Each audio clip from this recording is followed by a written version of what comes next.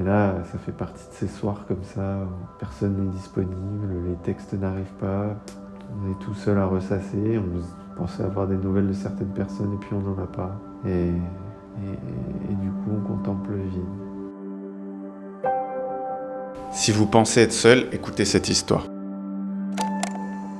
En décembre 2022, à 5h du matin, sur une petite île au fin fond du Cambodge, j'ai pris ce cliché. On peut y apercevoir 2 chaises, simplement posées là, sur la plage, profitant du lever de soleil. Elles sont évidemment vides, mais on peut imaginer 2 âmes, côte à côte, qui finissent leur jour paisiblement ensemble après une vie bien mouvementée. Ce sentiment de plénitude, enfin mérité, est celui qu'on recherche probablement tous. C'est quand même extrêmement particulier de se sentir à un endroit où je pourrais y être ou ne pas être, ça ne changerait pas grand-chose. Je pense qu'il y a très peu de place dans le monde où je me suis senti comme ça. Franchement, j'ai l'impression que si demain je quitte le pays sans dire quoi que ce soit à quiconque, je vais manquer à personne. Et c'est vraiment une sensation étrange. La solitude est une expérience humaine complexe, souvent non sollicitée. Et dans ces moments les plus intenses, les plus angoissants, le désespoir peut nous accabler. C'est quand même extrêmement désagréable à la fois, et pourtant je suis pas triste, je suis juste un peu désemparé. C'est un peu ça la vie aussi, d'arriver dans un pays que tu connais pas.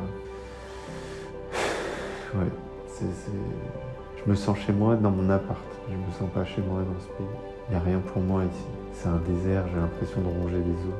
J'ai pas l'impression non plus de fitter avec le monde ici, qui est forcément une raison à ce pourquoi je sois. C'est un peu désagréable, je t'avoue. Et puis je suis retombé dans cette espèce de piège. J'ai pas d'attache nulle part, je suis un bateau à la dérive, perdu entre 2 océans. Je me sens quand même complètement juste seul en fait, je me sens seul. Je suis vraiment seul dans une solitude extrême. Je crois que je n'ai jamais contemplé autre chose aussi longuement que la solitude. Être seul pendant un moment, c'est dangereux, c'est addictif. Une fois que vous avez vu à quel point c'est paisible, vous ne voulez plus avoir affaire aux gens. On a passé de longs moments ensemble, elle et moi. La solitude. Et en tournant le problème dans tous les sens, je pense qu'on ne peut jamais vraiment lui échapper. En arrivant dans une nouvelle ville, ou quand la vie change subitement, en ayant le courage de poursuivre ses ambitions ou la peur de ne pas le faire.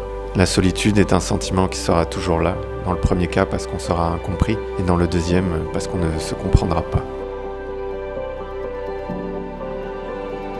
Mais dans ces instants d'hiver, Camus a su trouver les mots. Au milieu de l'hiver, j'ai découvert en moi un invincible été. Camus nous invite à regarder ces moments de froid, ces moments difficiles, où le désespoir semble avoir rempli la pièce. Il nous invite à regarder là où la caméra ne s'est pas encore tournée, à mettre en lumière le détail qui fera de notre hiver un été. C'est le rôle de l'alchimiste que Camus nous propose sur un plateau d'argent, transformer le plomb en or. C'est en connaissant son œuvre que l'on se rend compte de la culture de la résilience très ancrée chez Camus. Dans chaque hiver se trouve un invincible été. Réaliser qu'il existe en chaque moment une dimension plus profonde. La solitude d'un homme n'est pas un isolement, ce n'est pas une punition, mais l'invitation à pousser continuellement ce rocher en haut de sa montagne. Sisyphe, heureux, contemplant pour une minute la beauté de la vallée, alors que sa pierre redescend à flanc de colline, sachant pertinemment qu'il devra la remonter. La résilience est une compétence offerte aux êtres les plus aguerris. Ce n'est pas pour rien que c'est un cadeau si précieux. Cette photo, prise en plein mois de décembre, qui est pour nous un mois d'hiver, met en lumière un invincible été et nous projette dans ce futur que nous souhaitons tous. Et pourquoi pas finir côte à côte avec notre moitié, à chérir la vie une dernière fois avant que la nuit nous emporte. À travers les mots de Camus et la lumière de cette photographie, qui représente pour moi un phare dans les ténèbres que nous devons inlassablement poursuivre, je vous invite à imaginer que la solitude d'aujourd'hui n'est en rien le destin de demain, et que jour après jour, résilient, vous trouverez la force de gravir ces sommets. Car sur cette petite île de Korong, en plein hiver, j'ai découvert en moi un invincible été.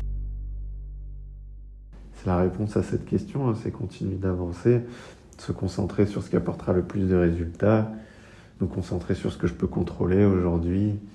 J'ai la chance de pouvoir le faire, alors je vais le faire.